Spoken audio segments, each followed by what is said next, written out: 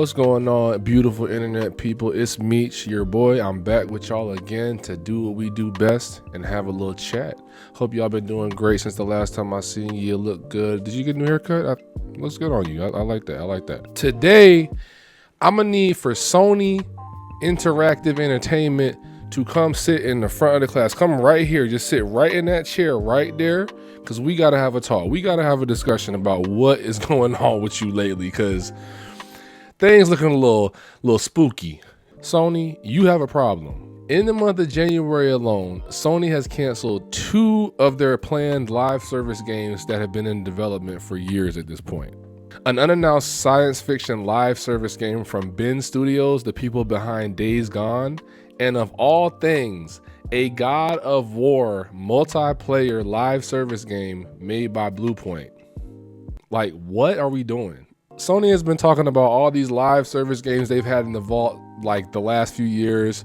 I think it's like 12 of them to be exact. And literally, there are probably only 2 that they consider to be a success. One of those being Helldivers 2, and the other one being Gran Turismo 7, which I guess they're considering that a live service game at this point. I mean, it has microtransactions, and I guess they're making money off of it, so they consider it a success, but I digress. So maybe Sony is finally starting to get a grip on reality after the debacle that was the Concord launch. Concord put an estimated $400 billion hole in Sony's pockets. Concord putting that $400 million hole into Sony's pockets, I think may have got the executives a little bit shook about this all-in live service model they have going forward. I mean, first and foremost, we gotta address it. Sony, why on God's green earth and on Beyonce's internet would you think anybody wants to play a God of War multiplayer game,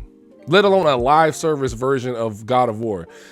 Like, how would that even work? I'm interested to see like the logic behind how they even translated that to a live service game. Like is everybody playing as gods? Like what was the game? I just want to know the treatment. Like what were we working with, yo? Because it makes I can't even think of how it would look in my head. It's like, what NBA C-suite executive sat there and thought up the idea to have Bluepoint Studios, a game developer known for their remakes like Demon Souls and Shadow of the Colossus, and you gonna relegate them to making a God of War live service game?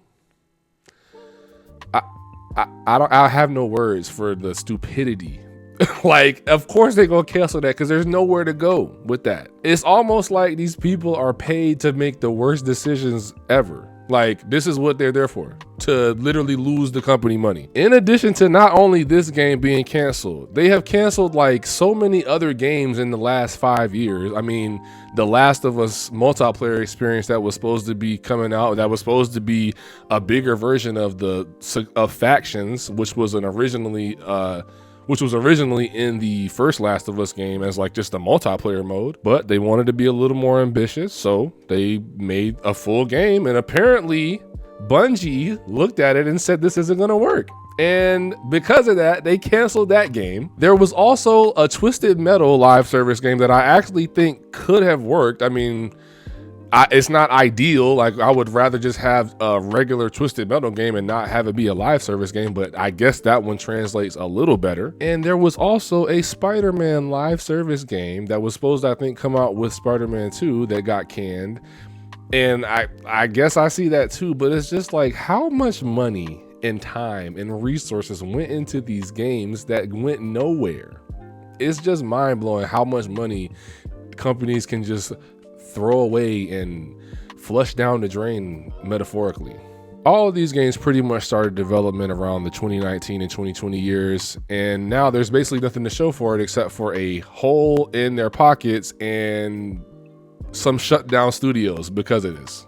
Just like with Microsoft buying Activision, I think Sony may be feeling some of that pressure to make some of this money they've paid into this back at this point. Like, they need to start getting more of a return on their investments. I mean, they bought Bungie for $3.7 billion. It's nothing compared to what Activision was bought for, but proportionately to Sony, that's a big hit right there. Like, they need to get something out of that, which was, I guess, the idea behind buying them, so they could kind of use Bungie to help them make their live service games and like make them better, since they had the infrastructure with Destiny. I mean, Bungie is a very talented game development studio, and Destiny has pretty much become a staple in the live service market at this point, and Sony wanted to use them to better understand and get their feet wet in some of that infinite money glitch that they figured out. Bungie is not flawless though, and they're not perfect, and there are several issues that I hope Sony can help them fix. However, I believe that the executives should take a more hands-off approach when it comes to game development. Bungie is still developing their next game, Marathon, which I still think has a decent chance of being successful, but I don't think that Sony needs to continue to try to focus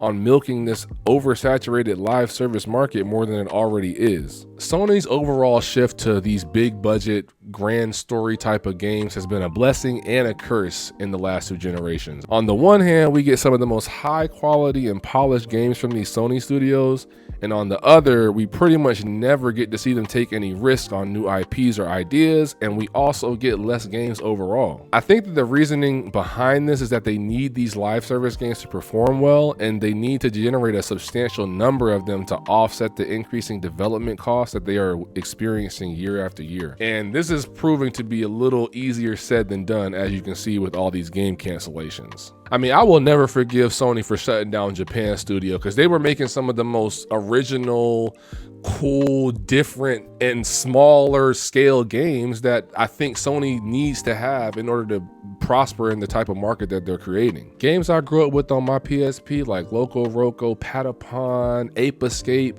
they pretty much are just relegated to being cameos in Astrobot at this point, instead of being utilized to make new games and, you know, just go back and pick these games back up. Like, you left them and act like you don't have IPs now. It's like, these games were there and you still have the properties. Like, do something. And I don't mean to suggest that studios should exclusively focus on milking these old IPs, but at least they should allow studios to experiment with unconventional ideas and introduce fresh concepts to the market. I think that the success of Astrobot may have snapped some sense into Sony, but only time will tell on this, because the direction they're going, they're still wanting to pursue this live service model with a lot of these games. So who knows what we'll see in the future? How many more Concord experiences are we going to have before you learn this lesson? Also, just talking about this thing about having no IPs, I mean, the fact that a Sony executive even uttered the words that they don't have original IPs out of your mouth is kind of mind-blowing to me. Now, he was really referring to the fact that Sony as an overall company doesn't have the same type of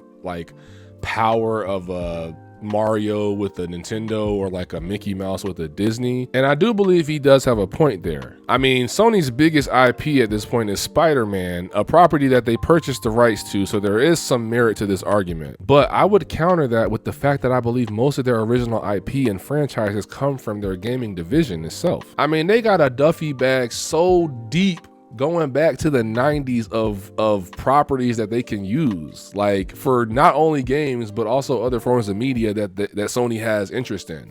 And I'm looking at you, Jack and Daxter, Sly Cooper, like these games are sitting there. They were so popular and they get 3 games and that's it. So I just don't understand the logic. Not only this, if Sony wants to focus more on live service and multiplayer games, why in the world would you use a franchise like God of War for this? Like, you have games like SOCOM and Killzone sitting right there. You can make a live service shooter game with that. You haven't touched these IPs in years. Like, why would you sully the good name of Kratos for live service slop? Like, why? The math isn't mathing. I mean, it seems pretty simple to translate these games into live service shooters or whatever they're looking for, as opposed to trying to exploit an IP like Horizon for an MMO. Like, what are y'all doing at Sony? Who is making these decisions? Stop it. Stop it. Get some help. To sum this all up, man, Sony just needs to get a grip and fast. I mean, that's really what it boils down to. I think that this problem is not just exclusive to Sony, but I think Sony has a lot more on the line when it comes to the video game industry crashing. I mean, a company like Xbox has the backing of Microsoft, which is like one of the biggest companies on earth. They have the money and the wiggle room to buy Activision and to change their whole game development model and switch to the Game Pass model, as opposed to Sony's, you know, spending 3.6 billion on Bungie. That's a bigger hit, and they have to really focus on making that profit back, as opposed to a company like Microsoft. I do think a video game crash is going to be inevitable at this point. I mean, these business decisions and losses are only just now starting to catch up with some of these developers and publishers, and I think it's only a matter of time before they'll be forced to either consolidate or to just start making smaller games going forward, or they're gonna fail. I think Sony can start to mitigate some of the damage that may be done if they let some of their studios make the games they want to make and stop focusing on creating games with $300+ million budgets and live service nonsense that won't even last for a year before it's shut down. But these are just some of my thoughts. I mean, what do y'all, let me know what y'all think in the comments. Like, do y'all think Sony needs to stop focusing on these big budget games? Like, I mean, I love The Last of Us. I love these big games. I love the big budget AAA titles, but there's a gap that's missing, and I think a lot of these indie developers are filling that gap. But I just don't know. Like, this, it would be so simpler if they just continued to do what Sony was good at, and that's like making good games. Like, that's what you're good at.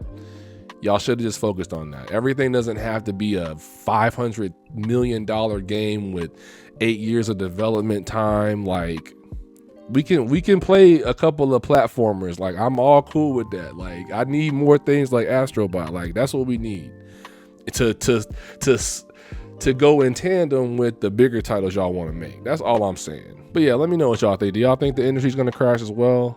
Let me know in the comments. Also, if you're not subbed, please bless me with one of those subs. I would love to see that number go up and hit 100 before the month is over. But until next time, stay frosty, my friends.